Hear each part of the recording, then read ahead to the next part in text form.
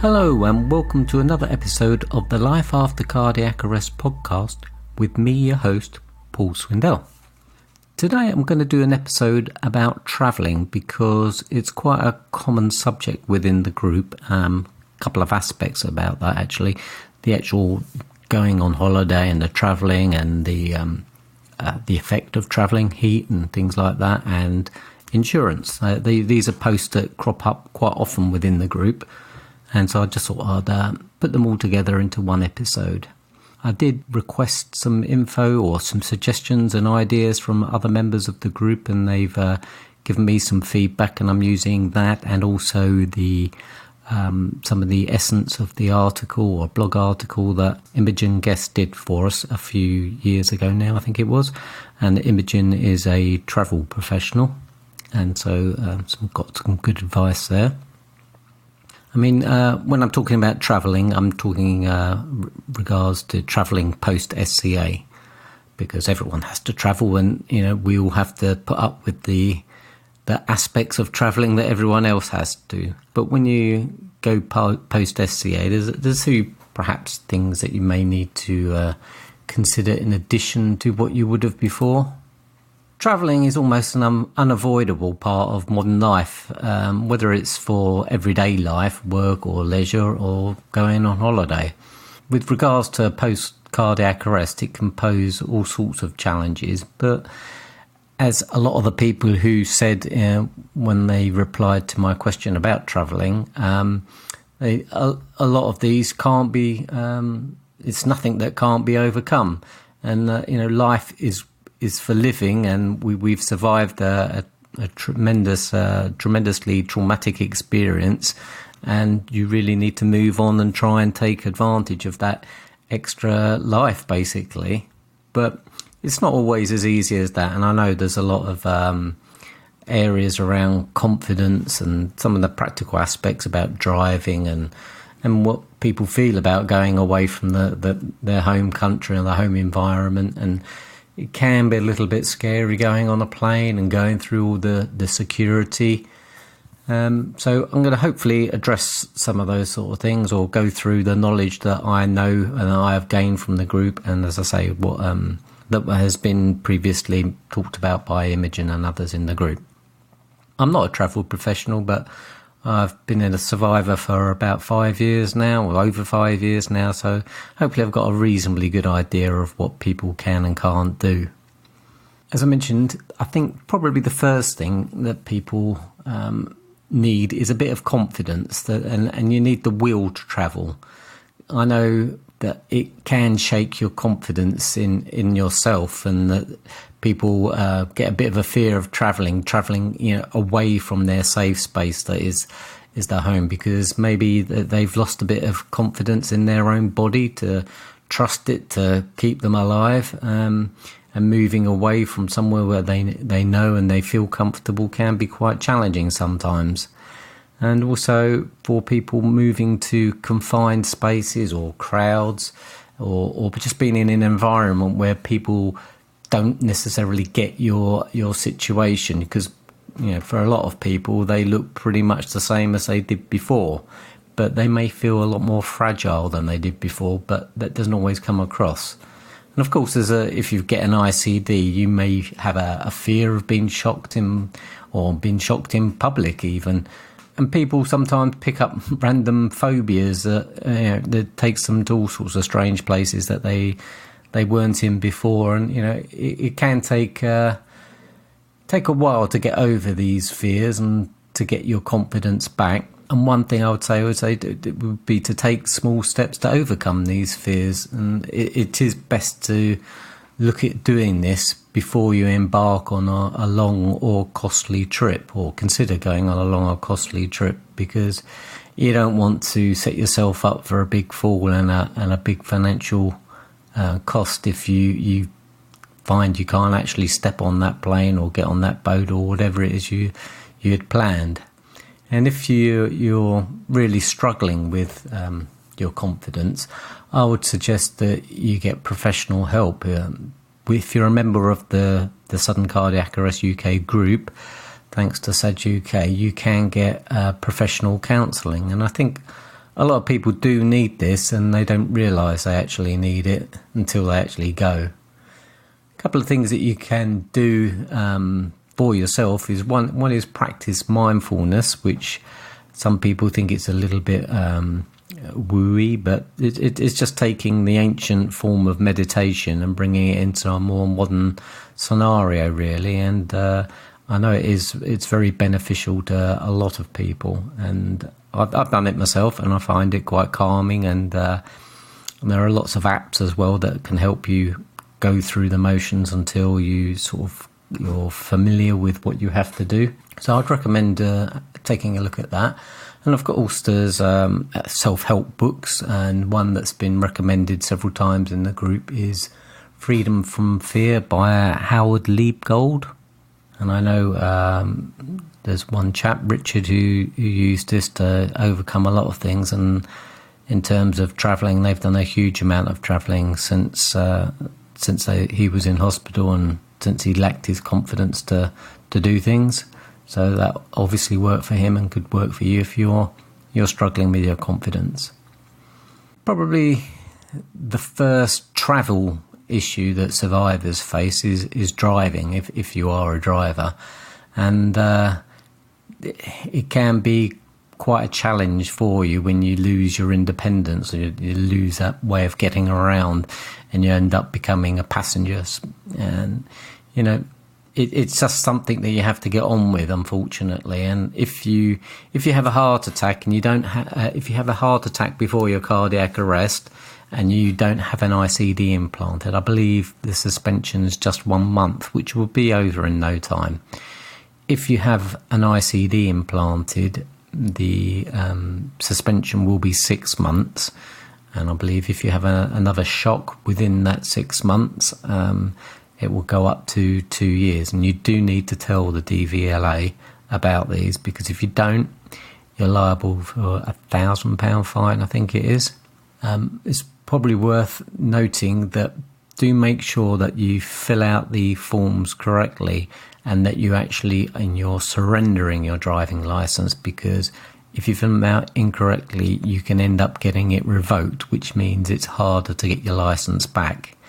I'm not going to go into depth about driving licence, because it is a whole big subject on its own, and I think that could probably be another podcast with get some of the right people on board to talk about it. I did mention about that you become a passenger. If you've got a sore wound site from your ICD, or even if your chest hurt from the CPR that you received, you might want to see if you can get some protection for the wound area on your chest, so that you can put the seatbelt across and it'd be a little bit more comfortable while you're in the car. And if you look on our website, which is suddencardiacarrestuk.org, we have a page on there for ICD protection, and that lists a number of commercial products that provide exactly that. And of course, you should look at alternative methods for getting around, whether that be increasing the amount of walking you do. I know a lot of people suffer from fatigue after cardiac arrest, but walking is a great exercise, and it's great for not only your physical health but your mental health as well. And of course, if you're able to do something like cycling, or even just using the bus. And it's worth noting that if you're if you're reliant on the bus to get around a lot, if you're say out in the sticks or something like that, you may be able to get a free bus pass from your local council. Not all councils do it, but I have heard of a number of people who've got a bus pass, and you don't have to be over a particular age. It's just determined by your circumstances. And if you're reliant on driving for your work and you feel able to go back to work, but you're prevented to by the fact that you can't drive, then it's worth looking at the government's Access to Work scheme, as this provides funds for you to be able to have a taxi or alternative method of getting to your work. Of course, it's not always going to be practical for everyone, but it certainly has helped a number of members in the group, so it's worth checking out. Okay, so sort of when people talk about travelling, they quite often think of holidays, not just the usual commute and getting around. So this would be a big chunk of this podcast. And I would say from what a lot of the feedback was to my question, what should I say in this podcast, was a lot of people say, just get out and do it. Going on holiday is one of the pleasures of life, and you should be able to go on holiday. Maybe you'll have to adjust your dreams initially anyway, but whatever's happened to you post-cardiac arrest, I'm assuming that people who are listening to this aren't severely disabled from it. Even if you are, perhaps, there may be alternatives that you can do with going on holiday. I know there are plenty of companies that cater for people who are disabled or have disabilities. But what I'm saying is basically you should be able to go on holiday. It's a case of adjusting your dreams and your destinations to things that are appropriate to you. There are quite a few things that you should consider when going on a holiday to make sure that it is appropriate for your condition. The type of holiday you're going on. Maybe you're an extreme sports person beforehand. Maybe that's not such a good idea as your first holiday afterwards, but it's something maybe that you can work towards. The choice of destination as well, including the climate. We have to think about these things a little bit more in terms of our heart and what's happened to us, because extremes of temperature can aggravate certain heart conditions. If you've had angina, for example, that can fluctuate quite a lot with those temperature changes. And also actually getting to where you want to go and how long it's going to take you, you should really consider about those sort of things, and looking at staying that's appropriate to where you actually want to holiday and presumably relax and enjoy yourself, and make sure that you give yourself the best options while you're there, the best accommodation that you can afford and closest to the amenities that you can. And it's also worth thinking about your medications that you need to take on holiday, and think about those well in advance. Now, a lot of this is down to planning in advance, really, because if you plan to fail, you're going to fail, basically. Or sorry, if you fail to plan, you plan to fail. Is that the saying? I think there is. So it's also, you should look to cover yourself. So should things go awry, when we've gone through an event like a cardiac arrest, it can throw up all sorts of things in your body that you probably wouldn't have expected, or they're not necessarily physical things, but it can throw up psychological things within your mind, and you should just be aware that things don't always go as planned, and so having plans and backups are a good idea. And of course, it's a good idea to protect yourself. And by that, I mean getting something like travel insurance, which is a common subject within the group. People asking, can I get travel insurance post-arrest, and where's the best place to get it?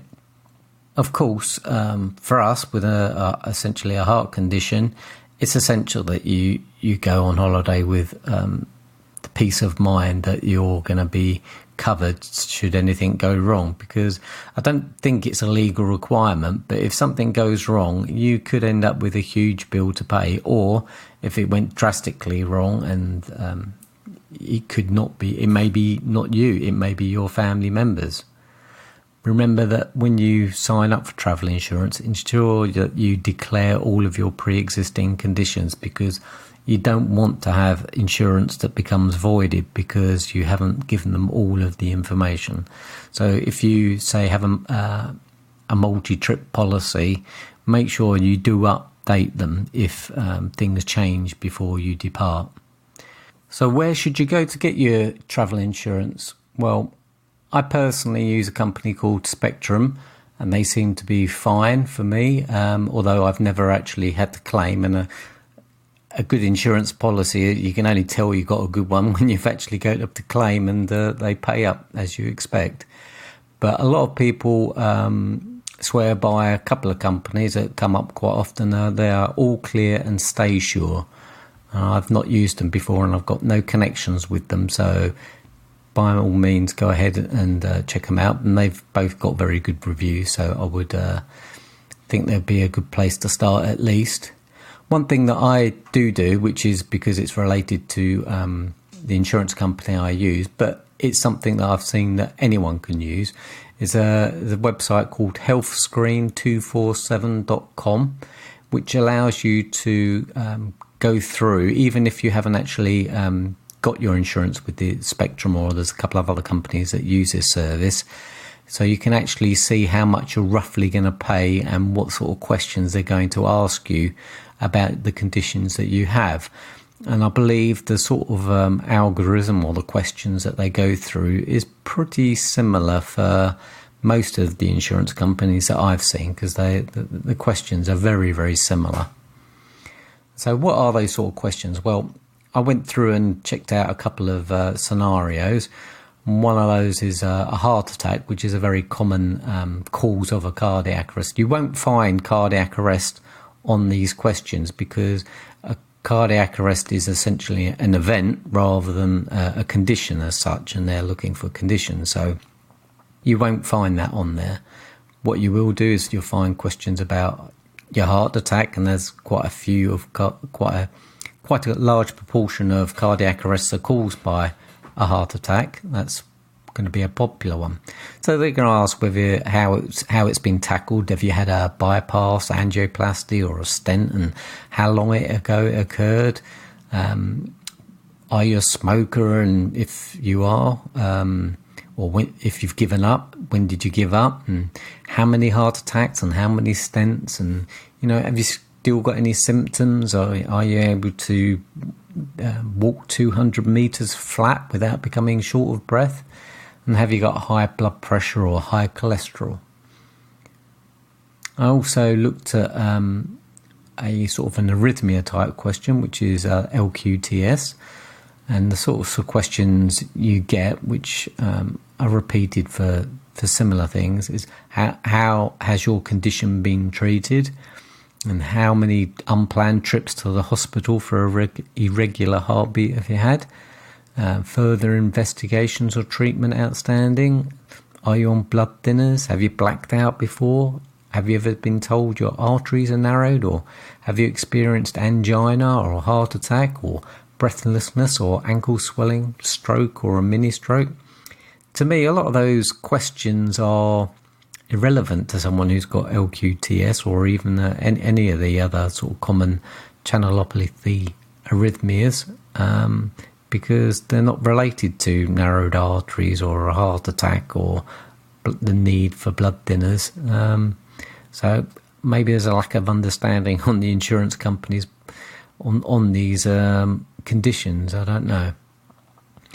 One of the sort of more common questions is for someone who's perhaps had an idiopathic cardiac arrest, is what do they put? And for me personally, I've been told, and I've seen other people who've been told, that basically if you had an idiopathic cardiac arrest, the cause will most likely have been ventricular fibrillation. There's normally something else that causes the ventricular fibrillation, but we don't actually know what that is, and that's what the idiopathic part is. So, but for these insurance systems, they have ventricular fibrillation on there, and the questions they ask for that is almost exactly the same as LQTS, as I just said. How was the condition treated? And it normally has options for medications. Have you got a device implanted? Have you had an ablation? That sort of stuff. How many unplanned hospital visits you had, what treatment and investigations have you got planned, and then again the whole bunch of questions regarding sort of what I would class as heart attack scenarios, the dinners, the arteries, angina, breathlessness. But I don't know why they ask those questions, but they seem to be all grouped together for ventricular fibrillation and LQTS. But there's a whole huge list of these conditions, and if you go onto that, as I said, that healthscreen247.com, it gives you option to type in, and you can do lots of searching and try things out just to see what sort of conditions they will actually cover. And obviously, the more things that you say yes to, whether you're on blood thinners and whether you've had blackouts, and your premium is going to go up. But I found a lot of people have been surprised at how low they can actually get their policy, and they're not always so prohibitive that you can't go on holiday. So the next thing to think about is actually getting to your destination. And of course, if you've got a problem with travelling in whether it be any means, do consider going in a nearer destination. I mean, the UK, or lots of places around the world, if you're listening to this podcast outside of the UK, you'll be amazed at the amount of fabulous destinations that are close to your home. And, who can honestly say that they've seen it all? I mean, I know I'm in my early 50s, and I know there's absolutely loads of places in the UK I still love to go and see. And actually, my first holiday post SCA, we did have a holiday booked to Istanbul and Crete. It was a two destination holiday, which was about 4 or 5 months after. But I was just in no state to be able to make that journey. And fortunately, we had good insurance, and we cancelled that, and we got our money back. And we ended up taking a very short drive to Norfolk instead, which was equally nice holiday. In that it was less stressful getting there, and the actual accommodation was nice. And there's a lot of pluses to going somewhere within your own country and relatively near to home. Not everyone can do that, but I would certainly consider that as an option for your first one, if you can manage to cancel any pre-existing holidays that you've got booked. And of course, it's always worth considering alternative methods of transport. So if you've got a fear of flying, say, maybe you can get a train there, or as we did a couple of times, we progressed. We went to France, the south of France, but instead of flying to the south of France, we would drive or go through the Eurotunnel and drive down to Paris. And they have a service there where you can put your car on a train, and that will take it overnight down to quite a few destinations into the south of France. And I'm not even sure. I think they might go into Spain as well.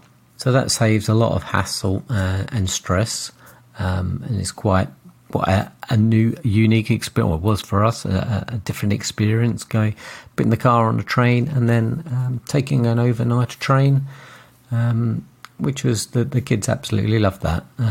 You don't have to take an overnight one. You can get one of the fast trains down, which are about 4 or 5 hours, I think it is. And of course, there's letting other people take the strain by perhaps going on a coach or a boat. And when I mean boat, you could either get the boat across the channel, or you could take a cruise. And if you go on one of the big ones, they often have so many facilities on board, including doctors. So if you're lacking in confidence because you want to be near a doctor, then that may be a good option. And I would say maybe build some confidence before you go on anything that's a long journey or a long time away by doing short trips. I mean, I had sort of developed a bit of a fear of flying. I'm not sure if it was partly caused by the fact that the first, I think, 4 or 5 months after I was off after my cardiac arrest, there were several plane crashes and terrorist incidents, and basically I really didn't want to go on a plane, and that took a good couple of years to get over that. And the first trip we did, I found pretty much the shortest flight we could go on, and I just went with myself and my wife, and we flew across from Southend to Amsterdam, which was less than an hour. And that was a great little break to sort of just get back into the feeling of going through the motions of flying again. And I have sort of talked a little bit about this before, but when we go to these destinations, we really do need to make sure that they are suitable for our condition. If they do have temperature extremes, perhaps we should be, and you're desperate to go there, perhaps you should look at perhaps travelling out of the peak of the temperature extremes, and so you can get to it, but just perhaps at a different time. And look at the altitude that you're going to. Going to high altitudes can reduce the oxygen in the air and can make it very difficult to breathe for some people. So if you do have a heart condition that is affecting your EF, and you do get out of breath, then do consider whether you should be going to somewhere that's got a high altitude. And be aware that some medications can make you very sensitive to the sun. Not sure which ones they are off the top of my head, but I know there are, so be wary of that before you go to somewhere that's sunny. And of course, this is practical advice for anyone, really. Do make sure that you always hydrate appropriately. So if you're sitting in the sun a lot, do make sure you drink plenty of water and not alcohol. And it's probably also worth noting that the British Heart Foundation have got some good resources on how the extremes of temperature can affect your heart, so worth checking those out. Of course, if people are going on holiday or travelling, more often than not these days, flying is involved, although we should all be looking to reduce the amount of flights we make because of environmental impact. And but if you're desperate to go on the plane, or you've got to go because of work or something like that, and you're not sure about it because of what's happened to you, maybe it's best to just double check with your doctor first. And if he gives you the go ahead and you're still not fully confident, do give the airline a ring that you're going to be going with, because they will have a special assistance team and they can help you with all sorts of things. And if you have fatigue or any particular issues, they may be able to help with your bags or transporting you around the airport. And if you actually need any oxygen on board, I would say give yourself plenty of time to do all the things that you have to do when you're flying, like the checking in and the boarding and going through passport control, and try to enjoy it as part of the experience. Give yourself an extra half an hour, whatever it is, so that you're not rushed, so that you can take it in your stride. And remember, if you are nervous, or when you get to the actual plane, remember that the crew's main purpose is passenger safety. So they will be trained to deal with many different scenarios, and they're well versed at helping passengers. Also, it's worth remembering, if you've got medications in liquid form, remember you can only take up to 100 millilitres on plane normally. And if you need to take more, then you will need to get a letter from your doctor and approval from the airline before you travel.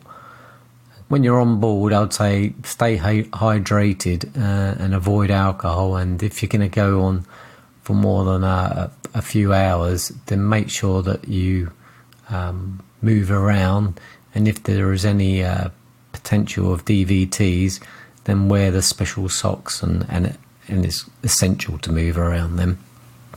Just keep the blood flow throwing around.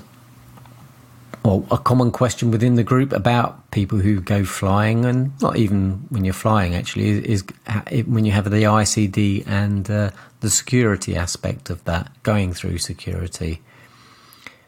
First thing to do is ensure that you have your ICD card and the proof of a device and the settings. It's just common sense to carry this with you. You should have been given that when you left the hospital, when you had the device implanted. If you don't, you can possibly get it from your hospital, or some of the actual device manufacturers. They have a page on their website where you can actually request one. I'm not sure if all of them do, but certainly Boston Scientific do.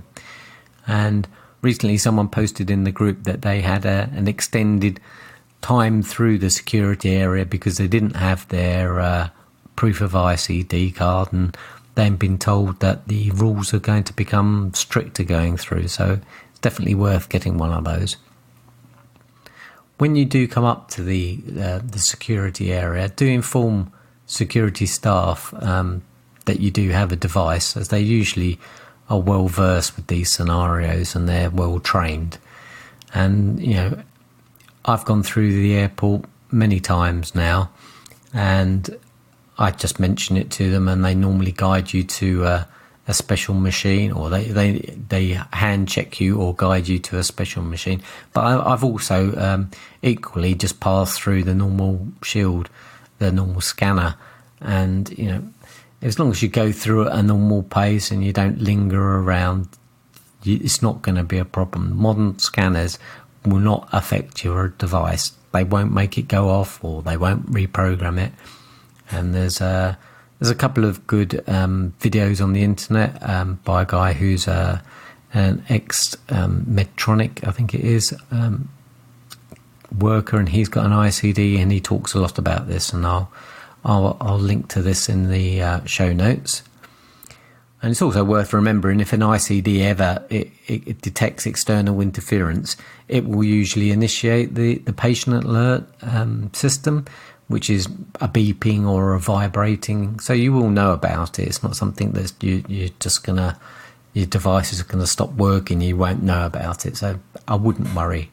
Going through security should not be an issue for anyone with an ICD, really. One question comes up every now and again is, do I take my home monitor? Generally, the advice is no, you don't need to bother, because what can a hospital do if something gets flagged up anyway? You're going to be many miles away from them, and really you need to go to somewhere that's local to you. The only advice about that is if you are going for a longer period, say maybe you've got a holiday home somewhere and you stay there for a couple of months, maybe the home monitor will pick up signs that maybe your device is failing, or your meds need adjusting, and if you're able to get back to your home hospital easily enough, maybe then that's worthwhile taking it. But generally the advice is don't worry about it. And if you're concerned about where you're going, maybe this is your first trip abroad and you want to know, have all the contingencies in place, there's a page on our website, which is suddencardiacarrestuk.org/ICD support centre locator, with dashes between those words. And that's got a list of the 4 main manufacturers and their international sites where their hospitals with specialists are listed. So if you want to check whether there's a hospital near you where you're going that's got someone who knows about your device or your types of device, then have a look at it first and note those details down, put it into your holiday plans. One thing that many of us have to deal with is medications that go along with life after cardiac arrest. This will be common to many people who have got a condition, not just heart conditions, but do make sure that you've got enough to cover your trip plus emergencies, because you never know if you're going to get delayed for whatever reason. And the advice is generally contact your GP 6 weeks before travelling to ensure that you've got enough to cover you, because usually you can only order a certain amount of medications. I know for me personally, I'm on bisoprolol, and I can only order 2 months at a time. So I just have to make sure that I've got the right amount of medication before I go. When you travel, make sure that you carry your medications with you. If you've got enough to be able to split between more than one bag, then that's great. I wouldn't put it in your hold luggage, because if that was to go astray and you get to your destination and you're desperate for your medications, then you're going to be panicking a little bit. One thing to do, make sure that your medications are not on the ban list for the country you're visiting. I did have a look at some of the sorts of medications, and generally I don't think they're heart-related ones, but I'm not an expert, and I would suggest you go and have a look for yourself if you've got any other a list of them. There's a couple of websites you can look at: gov.uk/travelling-controlled-drugs, And I think that one lists the actual ingredients of the medication. So you need to look at the ingredients that are on the boxes of your meds. And the other one is nhs.uk/questions/medicines/can-I take-my-medicine-abroad. That was, can I take my medicine abroad? And that's got lots of great information about medications and other general health related questions when you're going abroad as well. So it's a good site, the NHS site. And I'll make sure that your medications are labelled clearly and in the original packaging. And it's important to take a copy of your prescription and possibly a doctor's note if you've got a complicated prescription or a selection of medications. And if you're going to go for a prolonged period, I'll perhaps see if you can get that translated into the local language that you're going to, and try and get the generic name of medicines, as brands can vary per country. And be aware that your GP may actually charge you for this service. My final thing about going on holiday is the activities that you do when you're there, because it's no good point just going on holiday and there is a point to just going on holiday and relaxing and not doing anything. That's a perfectly good reason, actually, and I will be doing that soon. But quite often people want to do some forms of activity like swimming and running and cycling and snorkeling and all sorts of stuff. And usually there's no reason why you shouldn't do those things. Obviously, be wary of your underlying condition of why your cardiac arrest happened.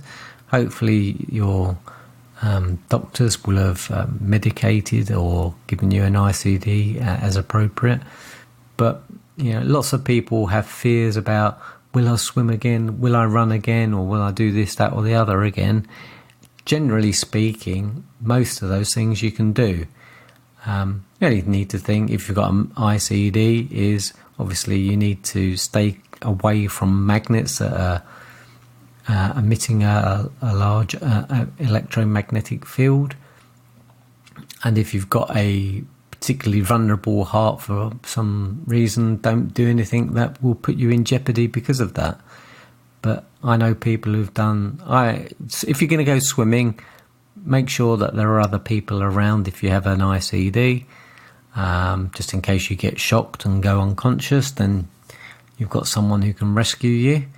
But I've done plenty of swimming, and people go running. I've known people who are worried about ever running again after their cardiac arrest. Cycling, all the usual sorts of things. A couple of things that come up. Can I snorkel? Yes, I don't think there's any reason why most people can't snorkel again. Scuba diving, that's a little bit more out there. I think you should probably get a little bit more of advice from your GP or your cardiologist on that, but I have seen people who go scuba diving again. And if you're heading off to some of the theme parks, roller coasters, I've seen plenty of people saying that they've gone on the roller coaster with no problem whatsoever. I mean, pretty much every roller coaster you'll go will have a sign by it saying you shouldn't go on it if you've got a heart condition.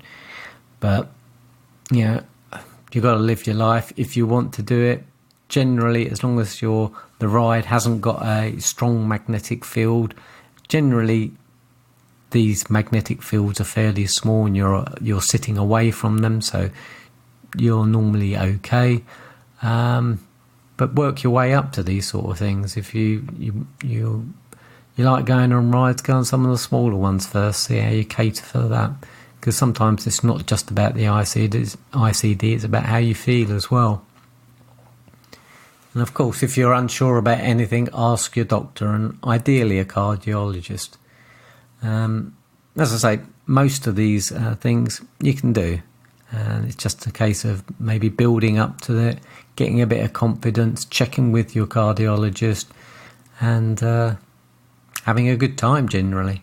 You may need to adjust your sights on what you do and what you don't do, but everyone can pretty much go on holiday, I think.